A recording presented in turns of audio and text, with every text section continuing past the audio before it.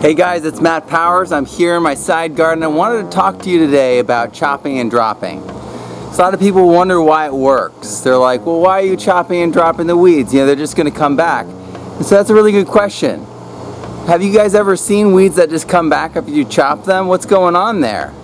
What's happening there? Something's going on, right? There's something going on.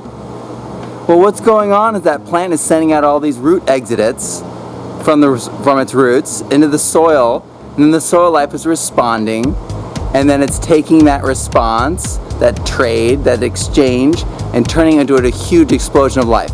With perennials, we know that gibberellic acid or gibberellic acid is released. I talk about this in my book, The Permaculture Student 2. Ernst Gosch references this and why he does so much chopping and dropping on his site. In Africa, there's an entire movement currently where they just chop and drop everything, and it's this facilitative explosion in the soil. So what we need to do is we need to start chopping and dropping our own sites, because it causes the soil to have this revolution. What we don't realize though is when we thin our plants out, it's doing the same thing. And so we can do that, but consciously, and we can take it up a notch. So let's say we're growing two things. We're growing in this area right here. This is like terrible soil. It hasn't been used, it's been dry, it's not been watered. So what are we doing? Well, we're growing tons of corn. We're growing so much corn that we're having to cut it back. And what happens when I cut that corn back is it explodes out of that little center, you know what I mean? It regrows, it tries to regrow. And when it tries to regrow, it send out those signals into the soil, and it's regrowing. It's a grass too, right? Corn is a grass. And it resprouts just like a banana plant does from the inside. If you guys have seen my work at Baker Creek, then you've seen me do chop and drop with bananas, and they resprout from the center just the same way that corn does, and they're all watery just the same way that corn is.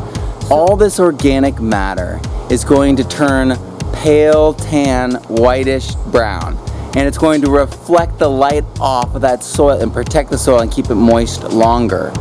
So this is a huge thing that's going to happen. It's going to cause more moisture to be held in the soil. It's going to cause more release of exudates that promote growth into the soil. And guess what? I'm going to keep chopping those ones that are trying to resprout, so they're not going to get to use that response from the soil life.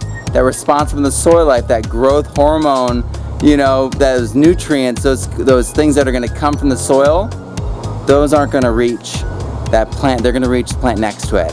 They're going to feed my other plants, and it's going to be like a way of fertilizing my plants without using any fertilization, but soil life and other plants of the same kind. So this is how we build soil. This is how we enrich soil. This is how we support plants. This is how we chop and drop, right? And this is why we do it. By the way, someone asked about this. This is a permaculture tools tool. Daniel Lawton's company, Jeff Lawton's son. They do these. They're absolutely incredible. I highly recommend investing in them. They're the best tools I've ever used. And they're my favorite tools to use in the garden. So check out permaculture tools. And chop and drop. Get those weeds working for you. Create mulch. Have mulch plants in there, right? All right, guys, have a good one. Bye. Live regeneratively.